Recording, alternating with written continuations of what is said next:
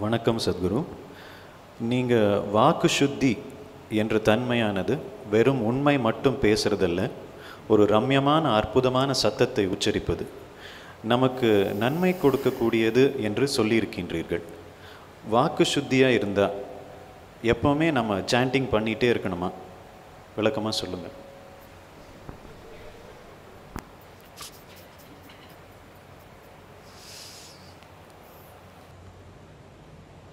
Speech is a special gift to a human being.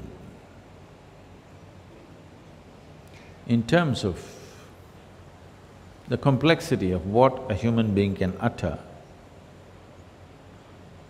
no other creature can do this. Well, an elephant can trumpet louder than us. It can have you paralyzed. If it comes and trumpets anywhere near you, it'll have you paralyzed just with sheer sound. A lion can roar, birds can do so many things. But no creature is capable of coming out with the complexity with which we can utter. The languages were consciously created so that simple utterance of the language will purify the system. Sanskrit language was created like this. So most of us probably are speaking in English language most of the time. Of all the… not necessarily of all the languages, compared to the Indian languages, the vernacular languages, or compared to Spanish or Latin or even Chinese or whatever, English language has the minimum range of sounds, very minimum. This is why, right from your birth, if you're speaking only English language, you find it so difficult to utter some other mantra or some other language, because you're using a very minimum range of expression. So the more minimalistic the range of sounds that you utter happens, the less Vak Shuddhi you have. So now you have to fix it by a certain active awareness and volition. One is the sound, another is the intention of the sound. You can say "Hey" out of great love, or you can say "Hey" out of something else. Now, both of them will not produce the same impact on the system, because the volition of the action is the important or the major part of the karmic process is in the volition, not in the action. Similarly, major part of the karma is in the volition, not in the sound. But if the sounds were scientifically structured, as in the mantras and in Sanskrit language, then even without much awareness, if you utter, still you would benefit, simply because of the nature of the arrangement of sounds. But now we are speaking languages which are no more made like that. So it is best to handle it with intention. I think many times I have told you about this lady who came out of a concentration camp during the World War II, and she took a vow, you know. So just took a vow, if I speak to somebody now, if this happens to be my last, it could be. If this happens to be my last words to this person, how I would utter this? Like that I will utter to whoever I speak. It's a fantastic way of fixing your Vak Shuddhi. Vak Shuddhi means cleansing the sounds that you utter.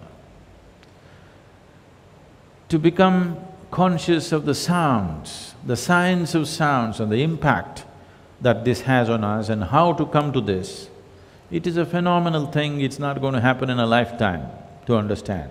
This is Nada yoga, it takes a whole lot of things. So for that, to do Nada yoga, you have a chant. If you keep it going whenever, I never consciously think about this, but if I sit, stand, Shambho Shiva simply happens to me, not because I intend to utter it. My breath just takes that form. It is not happening just because I sit in a program or I am doing something important or not important. You can just bring it into your life like that. A lot of people have decided to use filthy words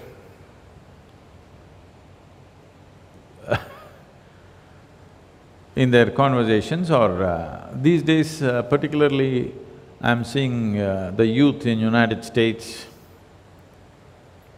trying to form a whole sentence with just one word,